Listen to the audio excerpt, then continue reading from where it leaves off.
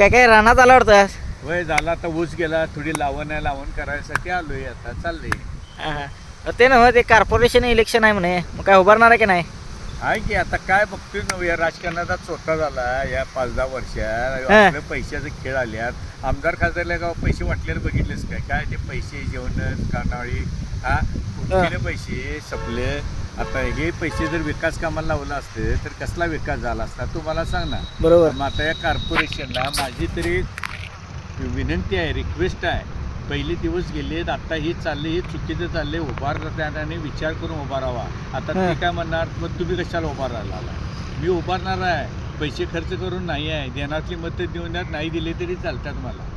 माझं म्हणणं जे करायचं निस्वार्थानं, विजय सरकारनं जे पण आजपर्यंत केले ते निस्वार्थानं केले. दोस्ती असून दे, प्रेम असून दे आणि काही गोष्टी असून दे. शिकवताना पण मी खेळाडूंना निस्वार्थानं शिकवत असतो. आज का करायचं असेल यश अपयश हे असं आहे. माझ्या म्हणण्यात तर पैसे खर्च करून उभारणे हे माझ्या बुद्धीला पटत नाही.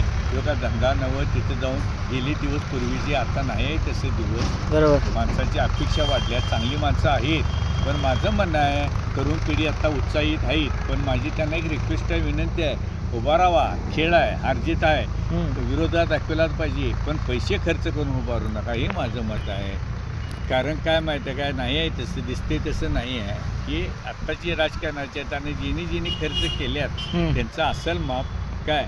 आता त्यांना काय पश्चाताप होते ते त्यासनी माहिती आहे. घातलेले पैसे निघत नाहीत. एक पहिले तो धंदा नव ही सेवा आहे, ही माझं तर स्पष्ट मत आहे. जे आजपर्यंत आम्ही केले ते निस्वार्थाने केले. त्यामुळं आम्हाला यश अपयशाचा मला काही फरक पडत नाही. पण त्यासाठी पाहिजे आहे अन्यायाविरुद्ध आवाज उठवायचा. आता काही गोष्टी बघतोच ना, काय चालले काय नाही, कोण आवाज उठवायचा त्यांना. त्यामुळे आवाज उठवायचा आहे त्या. आणि जर शासकीय अधिकाऱ्यांचे अंकुश ठेवायचं असेल तर पद पाहिजे. पद आहे तर किंमत आहे, नाहीतर आता कारभार चाललाय बघतोच ना वा. काही उपयोग नाही, त्यासाठी आहे. आणि ते बघायचं, खेळायचं. आणि खेळणार आहे, मी मॅच खेळत असतोय जोपर्यंत देवानं आपणाला सेवा करायसाठी जे हातपाय चांगले दिले आहे तोपर्यंत आपण मी स्वार्थानं करत बसायचं. पटलं वय म्हणतील नाही ते तीच सुगन जो माझ्यासाठी मी त्यासाठी आहे, हे माझी विचार आहे.